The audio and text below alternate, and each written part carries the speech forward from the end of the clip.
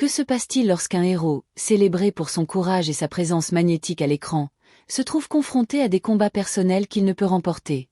Giuliano Gemma, figure légendaire du western spaghetti et icône du cinéma italien, n'était pas seulement une star dont le visage ornait les affiches des cinémas à travers le monde. Il était un homme dont l'existence fut profondément marquée par des épreuves déchirantes, une résilience exceptionnelle et une passion débordante pour l'art sous toutes ses formes, qu'il s'agisse de l'écran ou du bronze. Derrière ses yeux bleus perçants, son charisme athlétique et cette cicatrice distinctive qui barrait sa joue gauche se cache une histoire complexe, faite de triomphes retentissants, de silences lourds de douleur et de luttes intimes souvent ignorées par le grand public.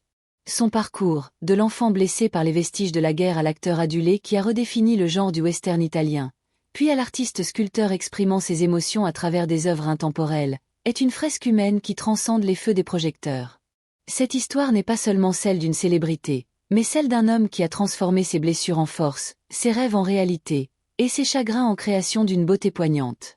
Voici le récit complet et détaillé de Giuliano Gemma, une figure dont la vie réelle rivalise en intensité et en profondeur avec les rôles héroïques qu'il a incarnés, un homme dont l'héritage continue de résonner à travers les générations et les continents.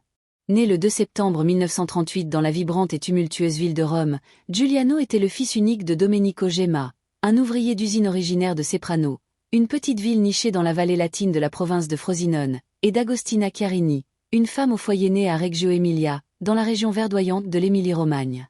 À cette époque, l'Italie était plongée dans le chaos de la Seconde Guerre mondiale, un conflit qui bouleversait chaque aspect de la vie quotidienne.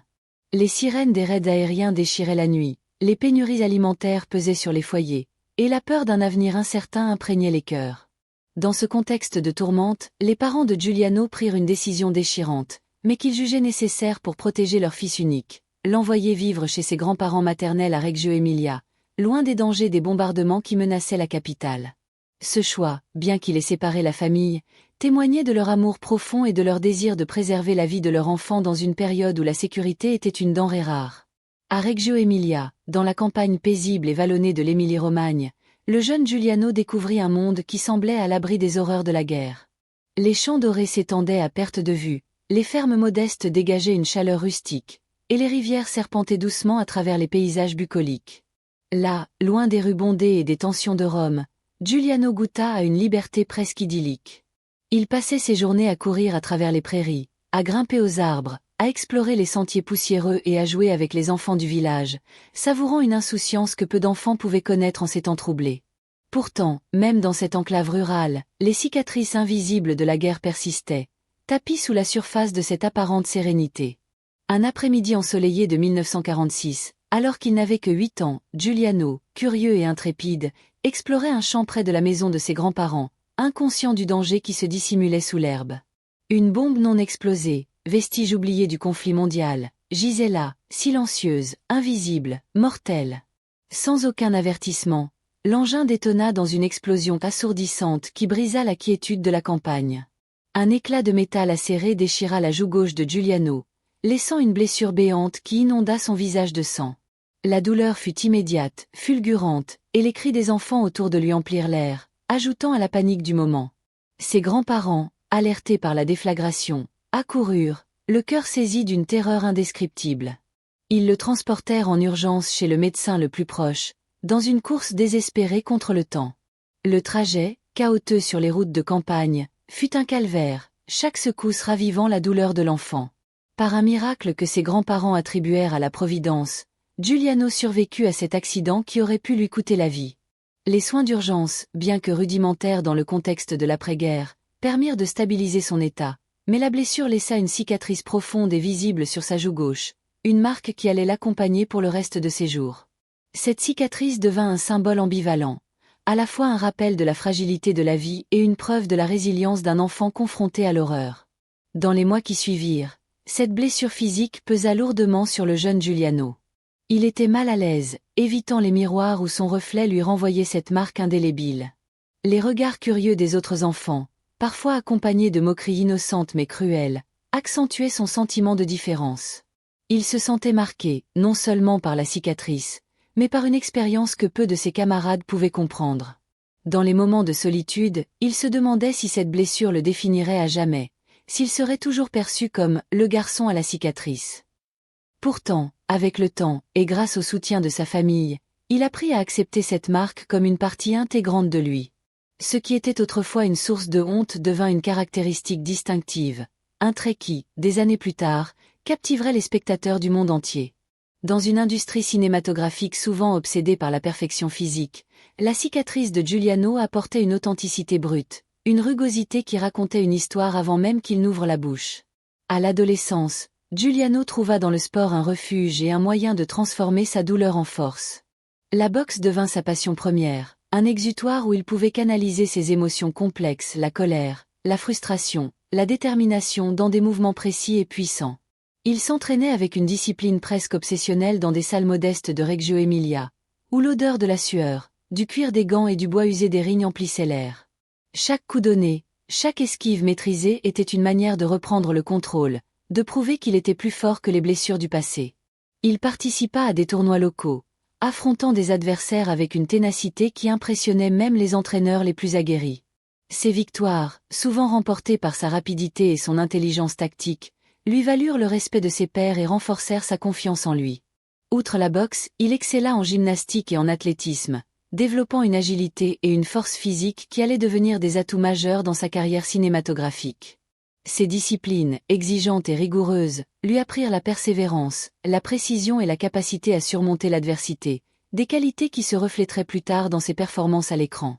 Lorsqu'il fut appelé à effectuer son service militaire obligatoire à l'âge de 18 ans, Giuliano fut affecté comme pompier dans le quartier de Capanelle à Rome. Cette expérience, bien que temporaire, renforça sa discipline et son sens du devoir. Les longues heures passées à s'entraîner pour répondre aux urgences, à transporter des équipements lourds ou à travailler en équipe forgèrent son caractère et son endurance. C'est également pendant cette période qu'il se lia d'amitié avec Nino Benvenuti, un boxeur italien qui allait devenir champion du monde. Les deux jeunes hommes partageaient une passion commune pour la boxe, passant des heures à discuter de technique, de stratégie et de leurs ambitions. Leur amitié, forgée dans la sueur et la camaraderie, resta une constante dans la vie de Giuliano, un rappel des liens simples et authentiques qu'il chérissait. Pourtant, au-delà des rings et des casernes, une autre passion brûlait dans son cœur, le cinéma. Dès son plus jeune âge, Giuliano était captivé par la magie de l'écran. Dans les petites salles de cinéma de Reggio Emilia, puis plus tard dans les grandes salles romaines, il dévorait des films de tout genre. Les drames historiques, avec leurs récits de grandeur et de tragédie, l'émouvaient profondément. Les aventures épiques, pleines de bravoure et de danger, faisaient battre son cœur, et les westerns américains, avec leurs vastes paysages et leurs héros solitaires, enflammaient son imagination. Son idole absolue était Burt Lancaster, dont la présence magnétique, la voix grave et l'intensité dramatique incarnaient pour lui l'essence même de l'acteur. Les films comme Le Corsaire rouge ou L'homme du Kentucky représentaient pour Giuliano un idéal de masculinité et d'émotion, une combinaison qu'il aspirait à reproduire un jour. À l'âge de 16 ans, il commença à accompagner son père, employé comme secrétaire de production au studio Cinecittà, le cœur battant de l'industrie cinématographique italienne. Marcher sur les plateaux de tournage, observer les acteurs réciter leurs dialogues avec passion, les réalisateurs donner vie à leur vision artistique, et les techniciens orchestrer chaque détail technique était une expérience enivrante. Les décors imposants, les costumes élaborés, l'énergie frénétique des tournages, tout cela alluma une étincelle en lui. Ce n'était plus un simple rêve d'enfant, devenir acteur devint une ambition ardente, un objectif qu'il poursuivrait avec la même ténacité qu'il mettait dans ses combats de boxe. Il passait des heures à étudier les performances des grands acteurs, analysant leurs gestes, leurs intonations, leur manière de captiver une caméra. Il se voyait déjà sur cet écran, racontant des histoires qui toucheraient des millions de spectateurs. Giuliano Gemma ne naquit pas dans le monde du cinéma. Il s'y fraya un chemin avec la détermination d'un boxeur, l'agilité d'un gymnaste et l'âme d'un artiste. Ses débuts furent humbles, marqués par une énergie brute et une volonté de faire. Il commença comme cascadeur, mettant à profit ses compétences athlétiques pour exécuter des scènes d'action à haut risque. Sauter d'un cheval au galop, simuler des combats à l'épée dans des péplums historiques, plonger dans des décors instables. Giuliano excellait dans ces moments où le corps devait parler plus fort que les mots. Son agilité, héritée de ses années de gymnastique, et sa force, forgée sur les rings de boxe, faisaient de lui un cascadeur hors pair, capable de réaliser des prouesses physiques avec une précision remarquable. En 1958, le réalisateur Dino Risi, connu pour son regard acéré sur la société italienne et son talent pour mêler comédie et drame, repéra ce jeune homme au physique athlétique et lui offrit un petit rôle dans Venezia, La Luna e tu, une comédie romantique légère mettant en vedette Alberto Sordi. Ce rôle, bien que modeste, fut une première incursion sous les projecteurs, un moment où Giuliano sentit le frisson de jouer devant une caméra. Bien que son nom ne figurât pas au générique, ce petit pas marqua le début de son ascension. L'année suivante, en 1959, une opportunité encore plus prestigieuse se présenta. Le réalisateur hollywoodien William Wyler, en tournage à Rome pour l'épopée biblique Ben-Hur, repéra Giuliano parmi les cascadeurs de Cinecittà. Séduit par sa prestance et son aisance physique, Wyler lui confia un rôle non crédité de centurion romain. Debout dans son armure scintillante, sous le soleil brûlant des plateaux de Cinecittà, Giuliano dégageait une présence qui ne passait pas inaperçue, même dans une production aussi grandiose, dominée par des stars comme Charlton Heston. Ce rôle, bien que mineur, fut une étape décisive, prouvant qu'il pouvait tenir sa place dans des productions internationales d'envergure. Les projecteurs d'Hollywood, même brièvement, avaient braqué leur lumière sur lui, et il était déterminé à ne pas laisser cette chance s'évanouir. En 1963, un autre tournant majeur survint lorsque Luchino Visconti, l'un des réalisateurs les plus respectés d'Italie, lui offrit un rôle dans Il Gattopardo, une fresque historique somptueuse adaptée du roman de Giuseppe Tomasi di Lampedusa. Partageant l'écran avec des géants comme Burt Lancaster, son idole d'enfance, et Alain Delon, l'acteur français au charisme magnétique, Giuliano démontra qu'il était bien plus qu'un cascadeur. Dans ce film, qui explorait le déclin de l'aristocratie sicilienne face au bouleversement de l'unification italienne, il incarna un jeune officier garibaldien, un rôle qui demandait à la fois une présence physique et une sensibilité dramatique. Les décors opulents, les costumes d'époque et la direction méticuleuse de Visconti offrirent à Giuliano une toile parfaite pour briller. Ce moment marqua sa transition définitive. Il n'était plus un figurant anonyme ou un cascadeur dans l'ombre, mais un acteur reconnu, capable de tenir tête aux plus grandes stars internationales. Son charisme naturel, rehaussé par cette cicatrice qui ajoutait une rugosité unique à son visage, captivait les spectateurs et les réalisateurs. Les années 1960 marquèrent l'âge d'or du western spaghetti, ce genre cinématographique italien qui réinventa le western américain avec une esthétique audacieuse, des anti-héros complexes, une violence stylisée et une musique envoûtante, souvent signée par des compositeurs comme Ennio Morricone. Giuliano Gemma devint l'une des figures centrales de ce mouvement, incarnant un type de cow-boy inédit, loin des stéréotypes des westerns hollywoodiens. Sous la direction de Duccio Tessari, son mentor et collaborateur fidèle, il endossa le rôle de Ringo dans Una pistola per Ringo, 1965, et Il ritorno di Ringo, 1966. Ces films, à la fois nerveux et empreints d'une certaine légèreté, le propulsèrent au rang de vedette internationale. Souvent crédité sous le pseudonyme de Montgomery Wood, un nom choisi pour séduire le public anglo-saxon, il domina le genre avec une série de films devenus cultes. Un dollaro bucato, 1965, Addio Gringo, 1965, Per pochi dollari ancora, 1966, Il Ingi giorni della vendetta, 1967, I giorni dell'ira, 1967 et Il Bianco, Il Giallo, Il Nero, 1975. Contrairement au pistolero stoïque et taciturne incarné par Clint Eastwood dans les films de Sergio Leone, le cow-boy de Giuliano était plus nuancé, mêlant une noblesse presque chevaleresque à un humour espiègle et une humanité profondément italienne. Son sourire malicieux, son agilité dans les scènes d'action et cette cicatrice qui ajoutait une touche de vécu à son visage en firent une figure unique, adorée par le public en Italie, en France, en Espagne et même au Japon, où le western spaghetti trouva un écho inattendu. Chaque film était une performance d'équilibre. Il apportait à ses rôles une grâce athlétique, héritée de ses années de gymnastique, et une profondeur émotionnelle qui donnait vie à des personnages souvent écrits comme des archétypes. Dans un dollaro bucato, il incarnait Gary O'Hara, un ancien soldat confédéré cherchant à venger son frère dans une ville corrompue.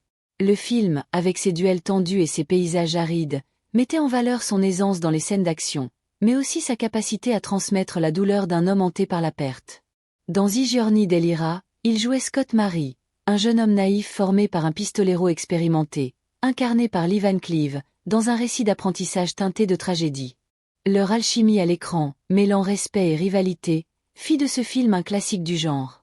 Dans Addio Gringo, il interpréta un cow-boy solitaire confronté à une quête de justice, un rôle où son charisme et sa vulnérabilité se mêlaient pour captiver le public. Ses performances ne se limitaient pas à des fusillades et des duels. Elles révélaient un acteur capable d'insuffler une âme à ses personnages, les rendant à la fois héroïques et accessibles. Pour de nombreux spectateurs, en Italie et au-delà, Giuliano Gemma devint le cow-boy par excellence, un héros qui incarnait l'espoir, la droiture et une certaine joie de vivre dans un monde souvent sombre et chaotique. Son impact transcenda les frontières. En France, ses films remplissaient les salles de cinéma de quartier. En Espagne, il était célébré comme une star. Au Japon, ses westerns trouvaient un public fervent, fasciné par son mélange unique de charme et de rugosité. Cependant, Giuliano refusa de se laisser enfermer dans le carcan du western spaghetti, aussi populaire soit-il. À la fin des années 1970, alors que le genre commençait à s'essouffler, il entreprit un virage audacieux vers des rôles plus complexes et introspectifs, prouvant qu'il était bien plus qu'un héros d'action. Dans Il deserto dei Tartari, 1976, adapté du roman existentialiste de Dino Buzzati et réalisé par Valerio Zurlini, il incarna le major Giovanni Drogo, un officier militaire stationné dans une forteresse isolée, attendant un ennemi qui ne vient jamais. Ce rôle, empreint de mélancolie, de doute et d'une tension presque insoutenable, révéla une facette inédite de son talent. Sa performance, tout en retenue et en intensité, capturait le vide existentiel du personnage avec une profondeur qui toucha les critiques et le public. Ce film, considéré comme l'un des chefs-d'œuvre du cinéma italien, lui valut le prestigieux prix David di Donatello, une reconnaissance de son évolution en tant qu'acteur dramatique. Dans Il prefetto di Ferro, 1977, et Corleone, 1978, réalisé par Pasquale Schittieri, il plongea dans les méandres sombres de la politique italienne et de la mafia sicilienne, incarnant des personnages confrontés à des dilemmes moraux complexes. Dans Il prefetto di Ferro, il joua Cesare Mori, un préfet déterminé à lutter contre la mafia dans la Sicile des années 1920, un rôle qui demandait une autorité stoïque et une humanité crédible. Dans Corleone, il incarna un syndicaliste confronté à la corruption et à la violence, un rôle qui reflétait les tensions sociales de l'Italie des années de plomb, une période marquée par les conflits politiques et les attentats. Ces films, ancrés dans les réalités troublées de l'Italie contemporaine, exigeaient une profondeur émotionnelle et une dignité que Giuliano apportait avec une aisance naturelle. Dans Un uomo in ginocchio, 1979, de Damiano Damiani, il interpréta un homme brisé, au bord de l'effondrement moral, confronté à des choix impossibles dans un monde dominé par la peur et la trahison. Ce rôle, loin des héros invincibles de ses westerns, montrait sa capacité à explorer les failles humaines avec une intensité bouleversante. Même dans le cinéma de genre, il laissa une empreinte indélébile. Dans Ténèbres, 1982, un thriller psychologique réalisé par Dario Argento, maître de l'horreur italien, il aborda la terreur avec un calme glaçant, tenant tête à l'esthétique baroque et violente du film. Son rôle de détective, confronté à une série de meurtres brutaux, contrastait avec l'exubérance visuelle d'Argento, offrant une encre de sobriété dans un tourbillon de suspense. En 1985, il réalisa Un rêve d'enfant en incarnant Tex Willer, le héros de bande dessinée le plus emblématique d'Italie, dans Tex et il signor degli Abissi, réalisé par son fidèle collaborateur Duccio Tessari. Ce film, bien que critiqué pour son budget limité et ses effets spéciaux modestes, devint culte auprès des fans de la bande dessinée et des admirateurs de Giuliano. Il captura l'esprit aventureux et l'honneur du personnage avec une nostalgie qui rendait hommage à son propre héritage de cow-boy. Ce rôle était plus qu'un simple retour au western, c'était une célébration de son amour pour les récits d'aventure, un clin d'œil à l'enfant qui rêvait devant les écrans des cinémas de quartier. Chaque rôle, qu'il s'agisse d'un pistolero, d'un centurion, d'un officier tourmenté ou d'un héros de bande dessinée, était une nouvelle occasion pour Giuliano de repousser ses limites, de prouver qu'il était un acteur complet, capable de captiver dans n'importe quel registre. Sa filmographie, riche de plus de 100 films, témoigne de sa polyvalence et de son engagement envers son métier. Il travailla avec certains des plus grands réalisateurs italiens, de Visconti à Argento, en passant par Zurlini et Schittieri, et partagea l'écran avec des acteurs légendaires comme Burt Lancaster, Alain Delon, Lee Van Cleef et Anthony Quinn. Chaque collaboration était une opportunité d'apprendre, de grandir et d'affiner son article. Sur les plateaux, il était connu pour sa discipline, son professionnalisme et sa générosité envers ses collègues. Les réalisateurs louaient son éthique de travail, tandis que les acteurs appréciaient sa camaraderie et son humour. Il n'était pas rare qu'il passe des heures à discuter avec les techniciens, partageant des anecdotes sur ses débuts comme cascadeur ou ses souvenirs de boxe. Cette humilité, rare dans une industrie souvent marquée par l'ego, fit de lui une figure respectée et aimée par tous ceux qui croisaient son chemin. Pourtant, l'une des transformations les plus fascinantes de Giuliano Gemma eut lieu loin des plateaux de cinéma, dans le silence de son atelier. À mesure qu'il avançait en âge et que les opportunités au cinéma se raréfiaient, il découvrit une nouvelle passion, la sculpture en bronze. Ce qui avait autrefois été mouvement, action et adrénaline à l'écran devint l'immobilité, contemplation et création dans son atelier. Ses sculptures, des figures humaines délicates mais puissantes, capturaient des émotions brutes, la douleur, la joie, la solitude, la résilience avec une intensité qui rappelait ses performances d'acteur. Il travaillait le métal avec une précision méticuleuse, modelant des formes qui semblaient vibrer de vie. Chaque sculpture était le fruit d'un processus long et réfléchi. Il esquissait d'abord ses idées sur papier, imaginant des silhouettes inspirées par les héros de ses films ou les visages expressifs qu'il avait rencontrés au fil de sa vie. Puis, dans son atelier, il manipulait le bronze avec une patience infinie, chauffant, façonnant et polissant le métal jusqu'à ce qu'il prenne la forme exacte de sa vision. Ses œuvres, souvent des figures humaines dans des poses dynamiques ou contemplatives, dégageaient une force émotionnelle qui touchait les spectateurs. Exposées dans des galeries à travers l'Italie, de Rome à Florence en passant par Milan, ces sculptures furent saluées par la critique pour leur sensibilité et leur puissance expressive. Les critiques d'art notaient que ces œuvres portaient la même authenticité que ses performances à l'écran. Elles étaient brutes, humaines, marquées par une histoire. Pour Giuliano, la sculpture n'était pas un simple passe-temps, c'était une réinvention, une nouvelle façon de raconter des histoires.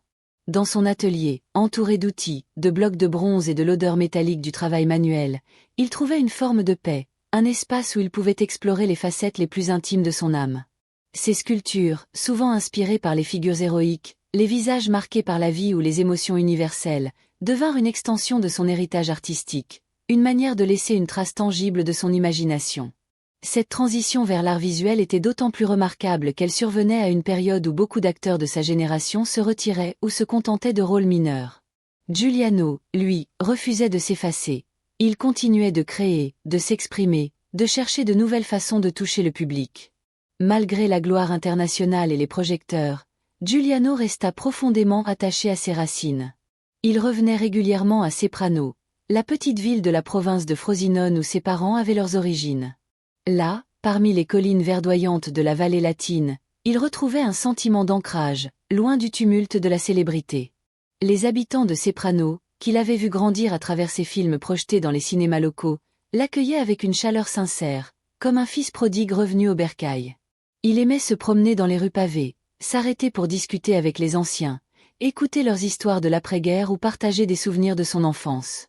Ces moments, simples et authentiques, étaient pour lui une source de réconfort, un rappel des valeurs d'humilité et de communauté qu'il avait façonnées.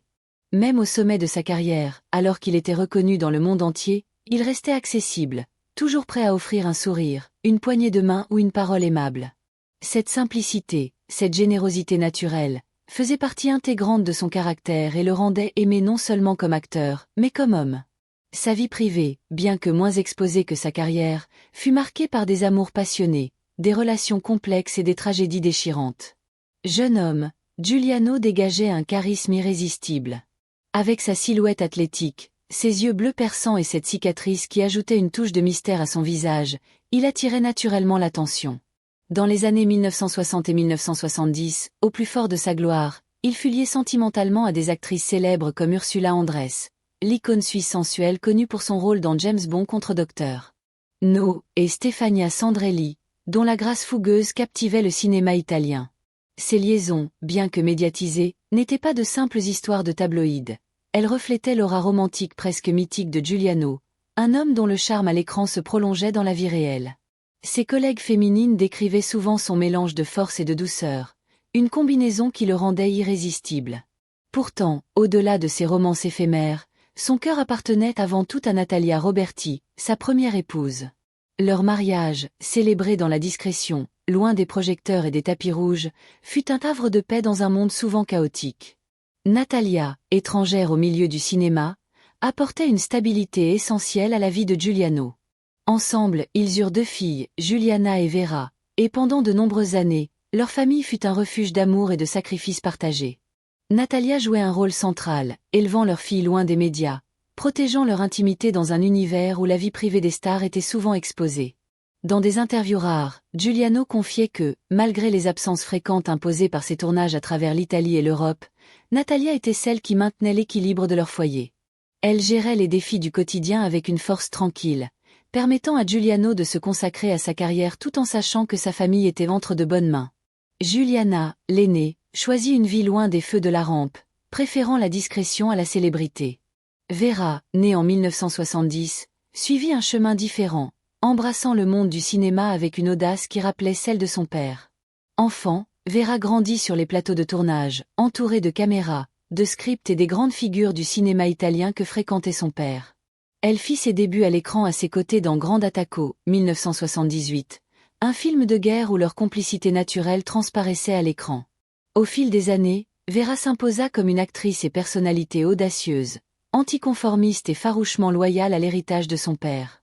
Elle joua dans des films comme Il Cartaio, 2004, de Dario Argento et Scarlett Diva, 2000, d'Asia Argento, et se fit également remarquer dans des émissions de télé-réalité, où son franc-parler et son énergie excentrique captivaient le public italien. Pourtant, la relation entre Giuliano et Vera ne fut pas toujours facile. Dans plusieurs interviews, Vera confia que son père, absorbé par sa carrière, était souvent absent pendant son enfance. « Mon père était une star », déclara-t-elle un jour, et nous vivions dans des mondes parallèles. Il était mon héros, mais je le voyais plus à l'écran que dans notre salon. Cette distance émotionnelle pesa sur leur lien, mais dans les dernières années de la vie de Giuliano, ils parvinrent à se rapprocher. Un projet documentaire commun, entrepris dans les années 2000, leur offrit l'occasion de longues conversations, de souvenirs partagés et d'une réconciliation profonde. Vera décrivit ces moments comme précieux, une chance de découvrir son père non pas comme une icône, mais comme un homme avec ses doutes, ses rêves et son amour inconditionnel pour sa famille. La mort soudaine de Natalia en 1995 fut un choc dévastateur pour Giuliano. Âgée de seulement 52 ans, elle succomba à une maladie foudroyante, laissant un vide immense dans la vie de son mari et de ses filles. Giuliano, habitué à incarner des héros invincibles à l'écran, se retrouva confronté à une douleur qu'aucun rôle ne pouvait préparer. Il se retira temporairement du monde public, se murant dans un silence stoïque. Ses proches décrivent un homme brisé mais debout, portant une façade de force pour protéger ceux qu'il aimait.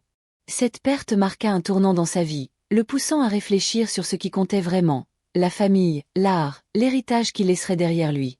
En 1997, 2 ans après ce drame, une lueur d'espoir entra dans sa vie lorsqu'il épousa Daniela Babary-Scherm, une journaliste sensible et intelligente qui apporta une nouvelle sérénité à son quotidien. Leur mariage, célébré dans l'intimité, fut empreint d'un respect mutuel et d'une tendresse profonde.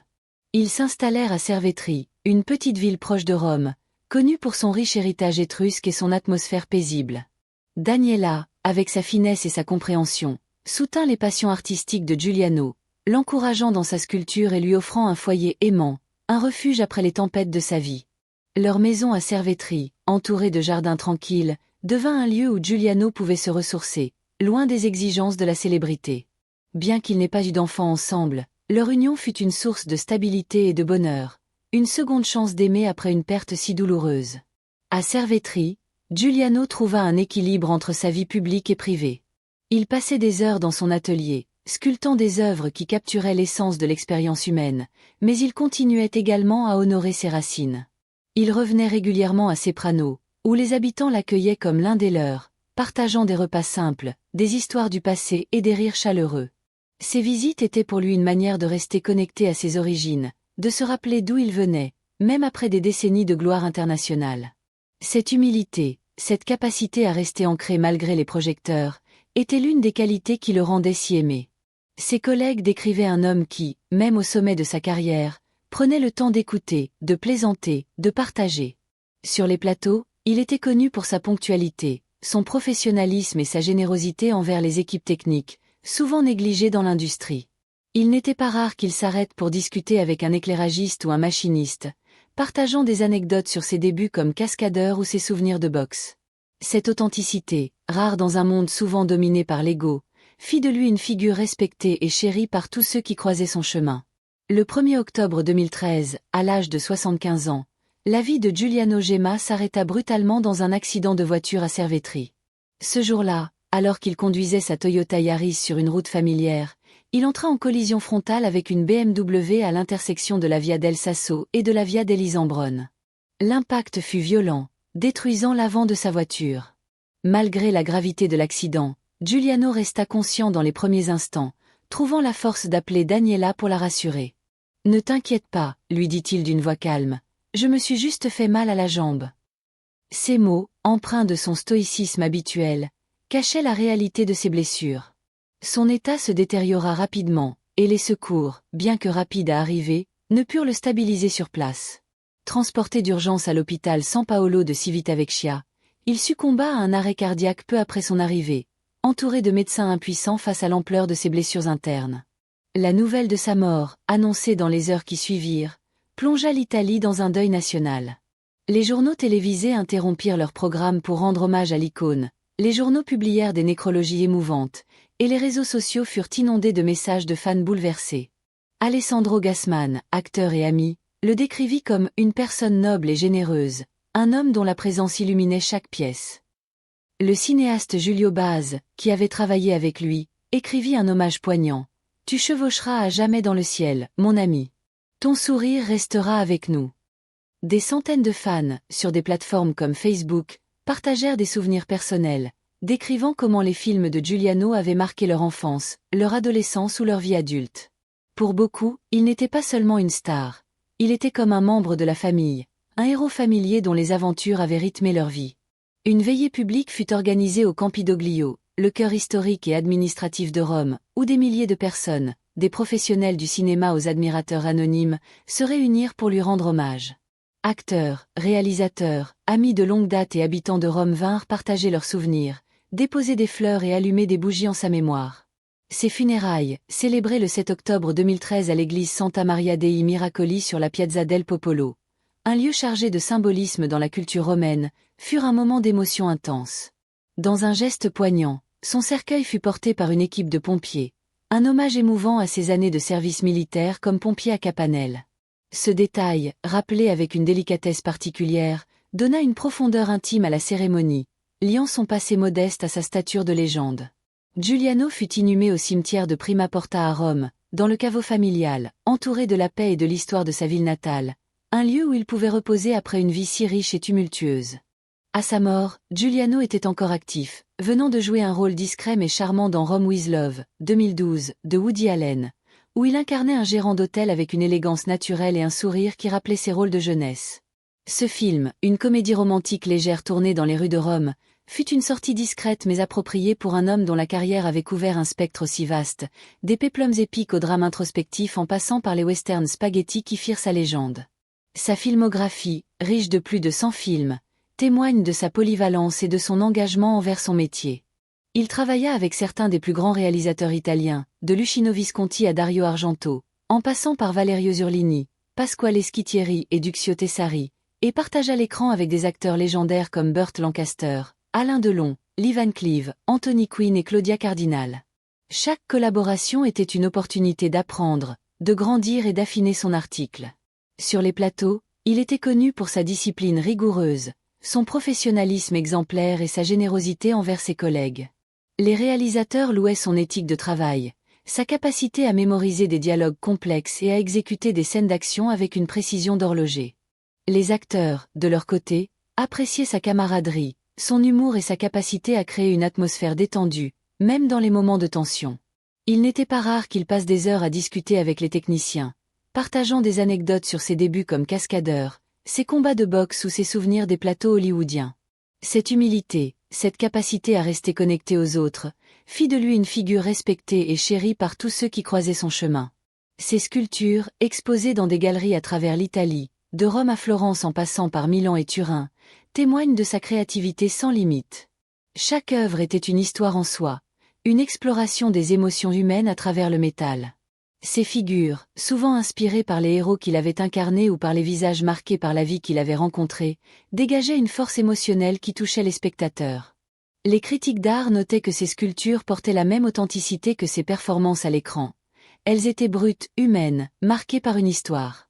Pour Giuliano, la sculpture était une extension de son art d'acteur, une manière de continuer à raconter des histoires, de capturer l'essence de l'expérience humaine.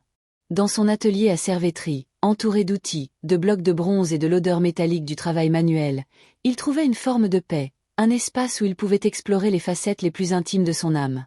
Cette transition vers l'art visuel était d'autant plus remarquable qu'elle survenait à une période où beaucoup d'acteurs de sa génération se retiraient ou se contentaient de rôles mineurs. Giuliano, lui, refusait de s'effacer. Il continuait de créer, de s'exprimer, de chercher de nouvelles façons de toucher le public. Son héritage, cependant, va bien au-delà de ses films et de ses sculptures. Giuliano Gemma incarne une époque révolue, celle où les héros à l'écran portaient des valeurs claires: l'honneur, la loyauté, l'optimisme, la résilience. Sa cicatrice, autrefois source de honte, devint un symbole de son authenticité, une preuve qu'un homme marqué par la vie pouvait devenir une légende. Vera Gemma, dans un hommage poignant après sa mort, parla de leur relation avec une tendresse émouvante. Nous étions distants quand j'étais enfant, à cause de ses absences, mais à la fin, nous nous sommes trouvés. Nous avons parlé comme jamais auparavant. Il parlait peu, mais chaque mot avait du poids. Ce rapprochement tardif, scellé par leur travail commun sur un documentaire, fut pour Vera une source de réconfort, un moyen de comprendre son père non pas comme une icône, mais comme un homme avec ses doutes, ses rêves et son amour inconditionnel pour sa famille. Depuis sa disparition, des rétrospectives de ses films, organisées dans des festivals à Rome, Venise et même à l'international, continuent de célébrer son œuvre. Des prix d'interprétation portant son nom ont été créés pour honorer les acteurs qui, comme lui, apportent authenticité et humanité à leur rôle. Des expositions de ses sculptures, régulièrement présentées dans des galeries italiennes, rappellent sa créativité et sa sensibilité artistique. Pour les Italiens, et pour des millions de fans à travers le monde, Giuliano Gemma reste plus qu'une star. Il est un symbole de force, de grâce et d'humanité, un homme dont les histoires, racontées à l'écran et dans le bronze, continuent de résonner à travers les générations. Son impact transcenda les frontières. En France, ses westerns remplissaient les salles de cinéma de quartier, où les spectateurs vibraient au rythme de ses duels. En Espagne, il était célébré comme une star, ses affiches ornant les murs des cinémas de Madrid et de Barcelone. Au Japon, ses films trouvaient un public fervent, fasciné par son mélange unique de charme, de rugosité et d'humanité. Ses rôles, qu'il s'agisse de Ringo, de Tex Willer, du Major Drogo ou du gérant d'hôtel dans Rome with Love, parlaient à des spectateurs de tous horizons, transcendant les barrières culturelles et linguistiques. Sa capacité à incarner des héros à la fois forts et vulnérables, espiègles et droits, en faisait une figure universelle, un acteur dont les performances résonnaient avec une vérité humaine profonde. Ses sculptures, bien que moins connues que ses films, portaient la même universalité, capturant des émotions fondamentales: la douleur, la joie, la contemplation dans des formes intemporelles. Giuliano Gemma n'a pas seulement marqué le cinéma. Il a marqué des vies, inspirant des générations d'acteurs, d'artistes et de spectateurs. Son histoire est celle d'un homme qui a transformé ses blessures en art, ses rêves en réalité, et ses chagrins en beauté. Même dans la mort, il continue d'inspirer, rappelant que les vraies légendes ne s'éteignent jamais. Elles vivent dans les cœurs de ceux qu'elles ont touchés, dans les histoires qu'elles ont racontées, dans les œuvres qu'elles ont laissées derrière elles. Quel film de Giuliano Gemma vous a le plus marqué? Partagez vos souvenirs ci-dessous et abonnez-vous pour découvrir d'autres histoires qui célèbrent les vies extraordinaires de ceux qui ont façonné notre monde.